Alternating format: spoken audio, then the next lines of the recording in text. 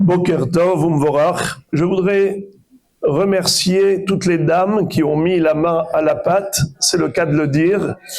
Elles ont préparé des beignets et des sphinges, puisque une fois par semaine, on invite les dames à venir écouter les slihot. Alors dans la salle de réception, elles seront accueillies là-bas, et ici on va tout de suite mettre les nappes pour dresser la table pour un petit déjeuner sympathique. Mais Hazrat Hashem, ce qu'on appelle joindre l'utile à l'agréable. Alors, une halakha de circonstance. Là, Hazrat Hashem, tout à l'heure, on va manger des beignets et des sphinges.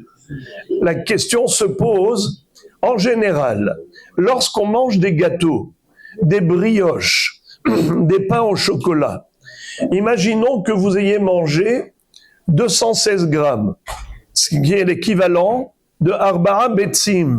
Un œuf équivaut 54 grammes, multiplié par 4, ça fait 216.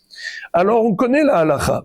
Quelqu'un qui a mangé beaucoup de mésonotes, au-delà de 216 grammes, alors il doit réciter quel bracha harona, non pas à la mihya vers la kalkala, mais plutôt birkat Amazon. Question, quelqu'un qui va manger 4 beignets, et c'est facile, quand ils sentent si bon, alors dites-moi, qu'est-ce qu'il doit faire après?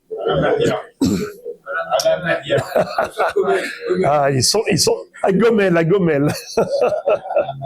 Bon, alors en fait, c'est pas cuit. Bravo.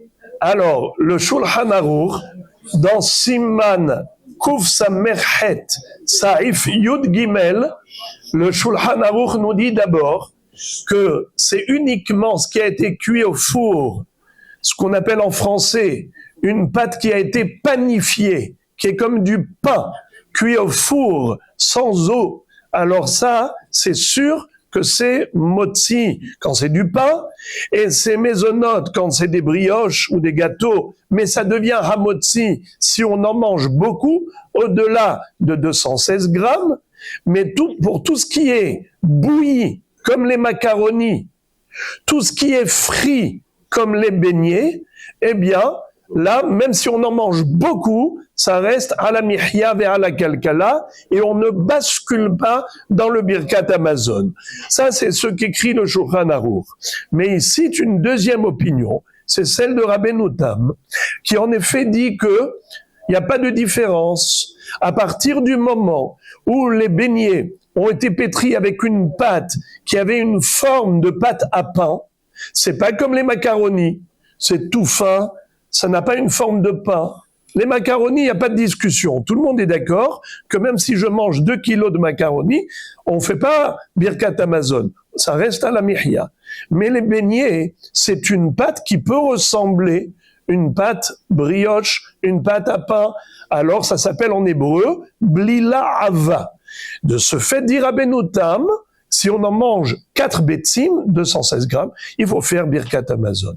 Le Shulchan Aruch a conclu en disant Yere Shamaim, quelqu'un qui craint Dieu, pour sortir son épingle du jeu, il vaut mieux qu'il mange les beignets pendant le repas. Comme ça, il a déjà fait Amotzi le Hemina Aretz sur le pain, et il acquitte également ses beignets, et comme ça, à la fin, il fait birkat Amazon sur l'ensemble. Mais ce n'est pas toujours évident. Quoi, maintenant, vous allez voir des gens aller faire Netilat Yadayim, c'est pas évident. Nachon. Alors, le conseil que donne le Rav Ophir Malka, c'est qu'il dit que les beignets, une fois que vous les avez dans l'assiette, vous les effritez en petits morceaux inférieurs à 30 grammes, à 27 grammes, inférieurs à kazaït, moins que le volume d'une olive. Il cite le Bi'ur Halacha. Dans Kuf Samerhet Saif Yud, le Bi'ur Halacha relate le Pri Megadim qui se pose la question à propos d'une autre halacha. Laquelle? Quel est le din si quelqu'un avait du pain? Vous savez, on faisait à l'époque ce qu'on appelle le pain perdu. Votre maman vous a déjà fait ça, hein? Le pain perdu. Pour ne pas jeter le pain sec, alors on mettait avec de l'œuf à frire. Alors, un pain qui a déjà cuit, c'est amotzi, c'est clair, mais maintenant on l'a mis comme des croûtons dans la soupe. on l'a mis à bouillir. Quel est le din? Le din est le suivant. C'est que si ce sont des petits morceaux inférieurs à kazaït, alors ça devient mésonote. Parce que tu les as bouillis avec des petits morceaux inférieurs à kazaït.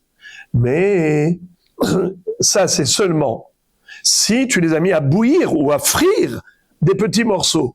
Mais quel est le din si tu as mis un gros morceau à frire ou à bouillir et après ça, après la cuisson, tu l'as coupé en petits morceaux? Est-ce que ça a un impact halachique? Nous, on aurait dit non.